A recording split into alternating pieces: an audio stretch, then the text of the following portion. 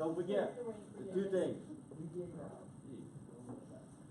Well, Danny, again, my name is John Paris. On behalf of the entire Asian American Group, we appreciate you joining us for our general election endorsement interview. We did endorse you in the primary, and we invited you back for the general. And thank you for taking us up on that invitation. I'm just thankful to be back in general. Well, for those watching it at a later date, this is Danny Tarkanian. He is the Republican candidate for Congressional District 3. Danny, under normal circumstances, we would introduce the Asian American Group to you, but you've been a longtime friend of our association, so we'll dispense with that information and simply start off with our questioning. First question we've asked of everyone is this. We asked you this same question earlier in the spring, but we are going to start with it again.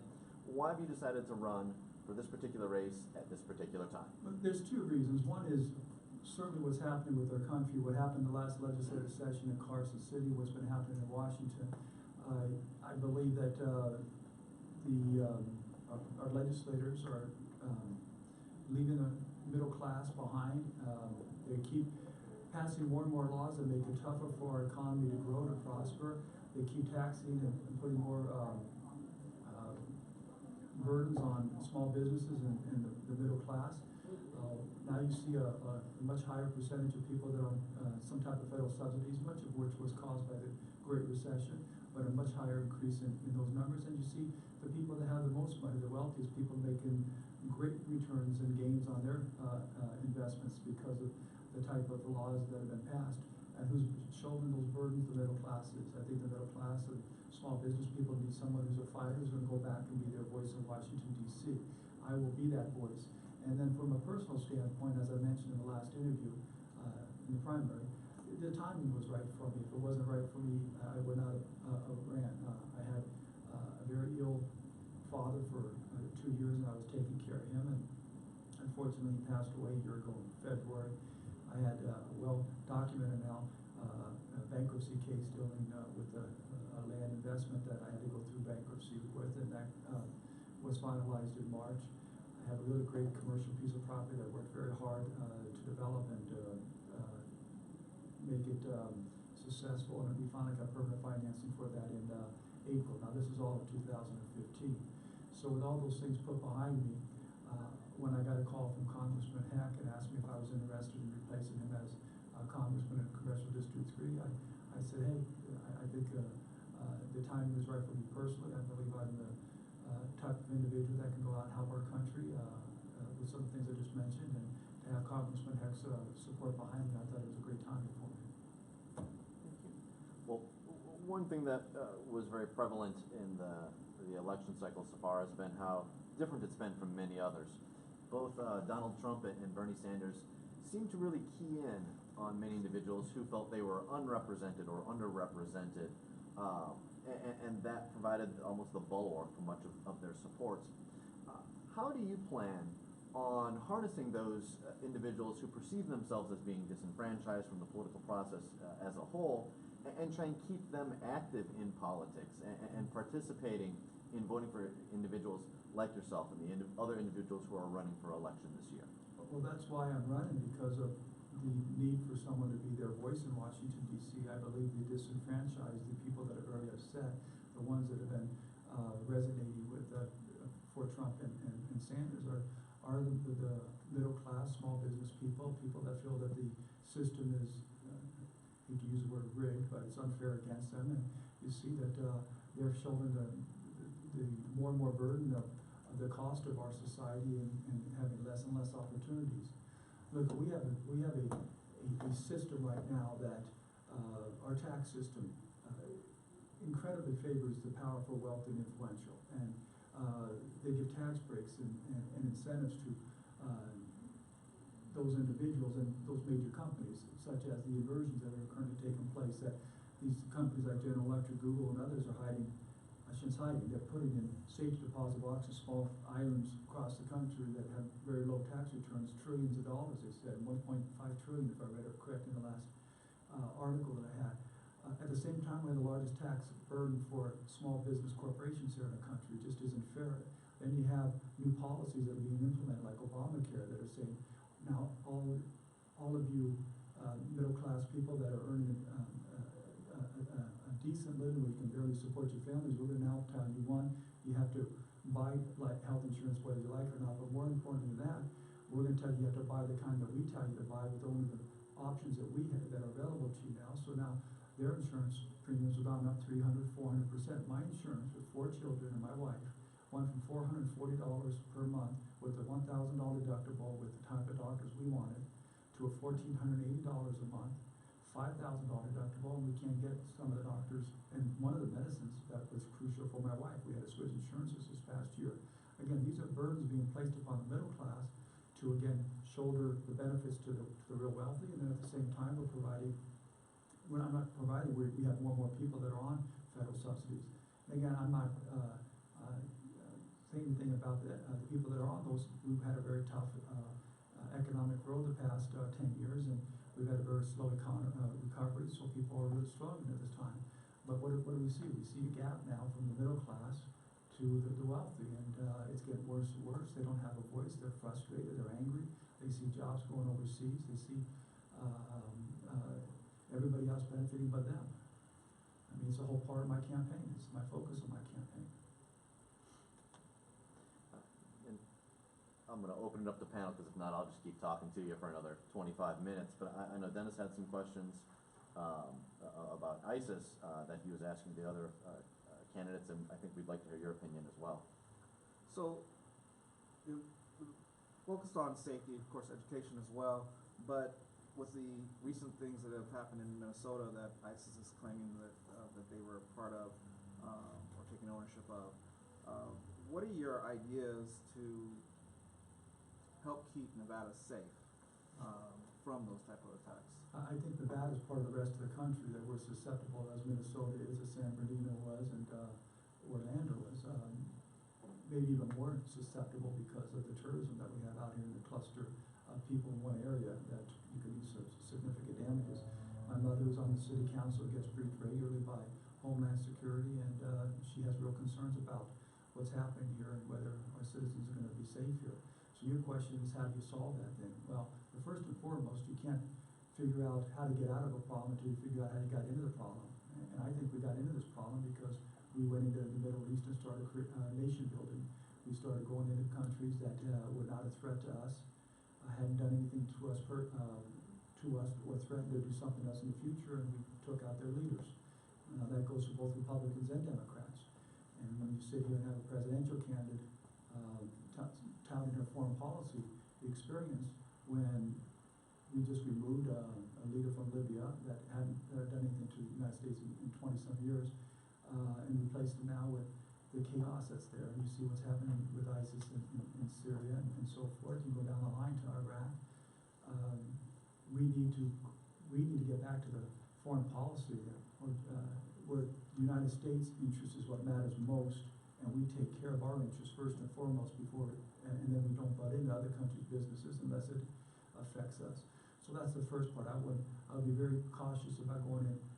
I'd be against a nation building unless that person running the country was a threat to us. Now, where are we at now? We have all this chaos out there. We've already made these mistakes. How can we get out of it? I believe the best solution was, and I hope that the timing hasn't passed, but when you saw ISIS take down a Russian airplane, go into France and commit those murders in France, and you had the world's greatest powers out there, military powers, that wanted to go in and do something to ISIS, from Russia to France to England, and then what they've done to us in the United States. Why haven't we reached out and created a coalition with all these countries and work together to go in and eliminate ISIS from Syria right now? And I keep hearing people saying, well, we don't want to work alongside of Russia, or we don't want to deal with certain things, this or that. But we worked alongside of Russia during World War II, and Stalin certainly wasn't a real benevolent leader, but it was for the best interest of the United States. I believe we need to work together with all the countries that have been affected by ISIS. We need to try to eliminate ISIS, and then we've got to try to get the countries that are the remnants of those countries back to self-rule and let them decide how they want to run their countries. I don't believe that here in the United States we should be telling people how they have to run their countries in other parts of the country. Kevin?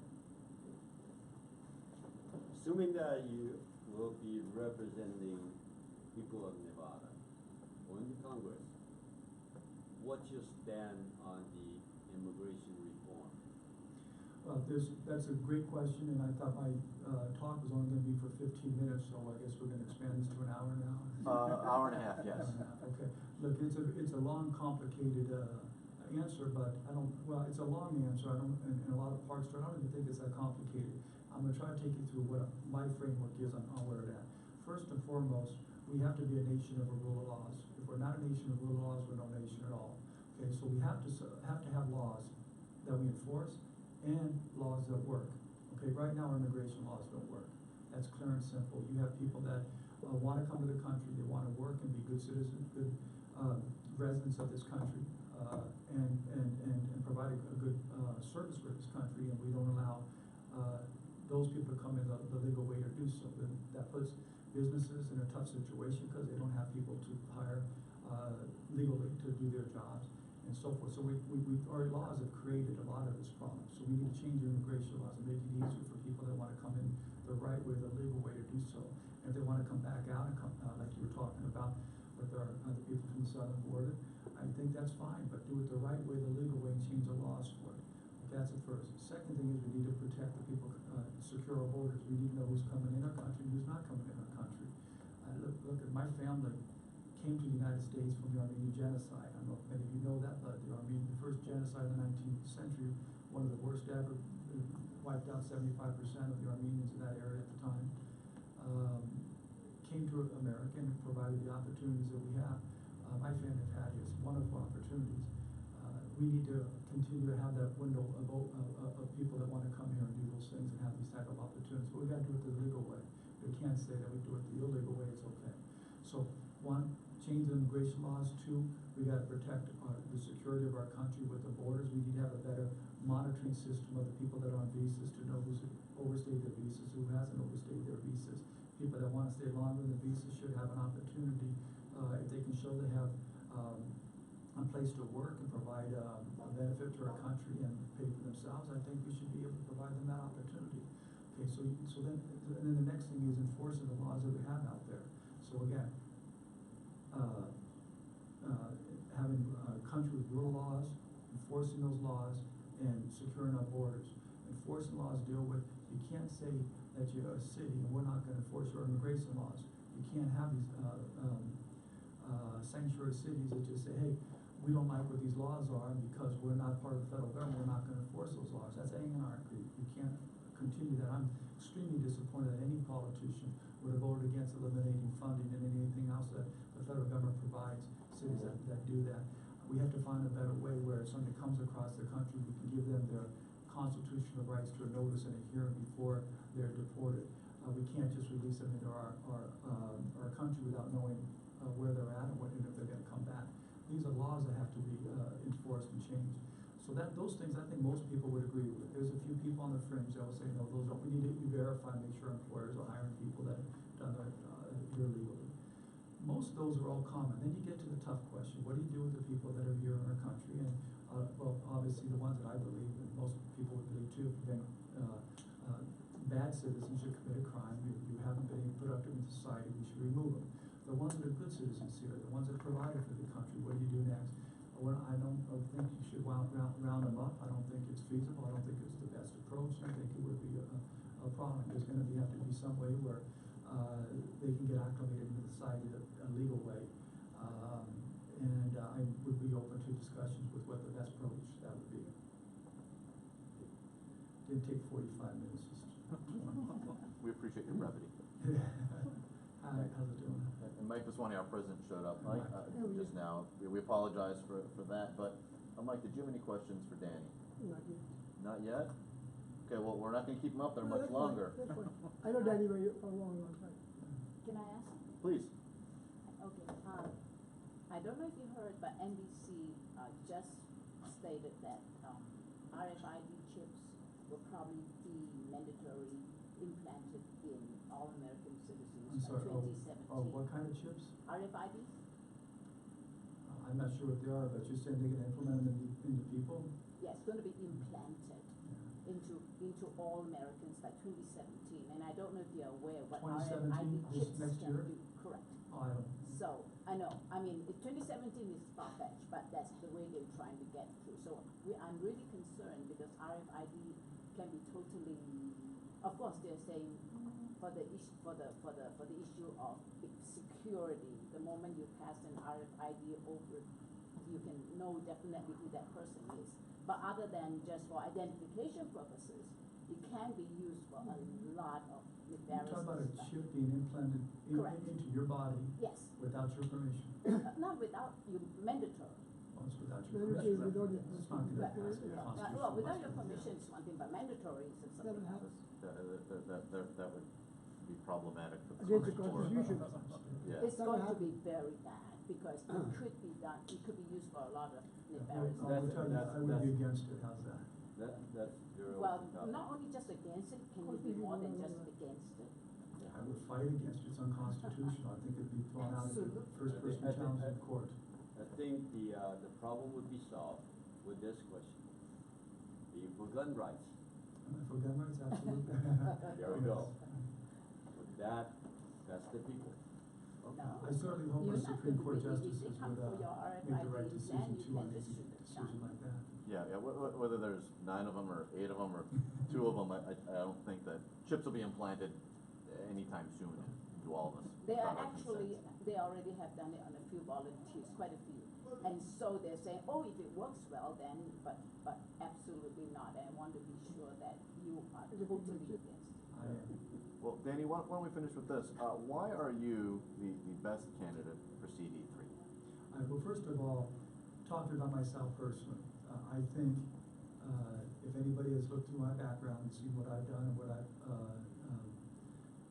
how I've handled situations, you will know that you have somebody who's very a fighter, who doesn't give up, keeps going forward based upon what he truly believes in. And when I campaign and say things, I truly believe in those things, the things that I would like to see implemented. And I'm gonna do everything I possibly can to get those things implemented. Now, a lot of people can do that, and then when they get shot down, or they go back and they get back to that cesspool of Washington DC, they throw up their hands and quit. And you want somebody back there who's gonna continue to fight and persevere and never give up to get some of these things accomplished. Second thing is, I believe the issues I'm talking about are what's most important to our country right now, fighting for the middle class and the type of things that are affected, how the middle class is being left behind. I spent quite a bit of time on that earlier, but I believe I have the right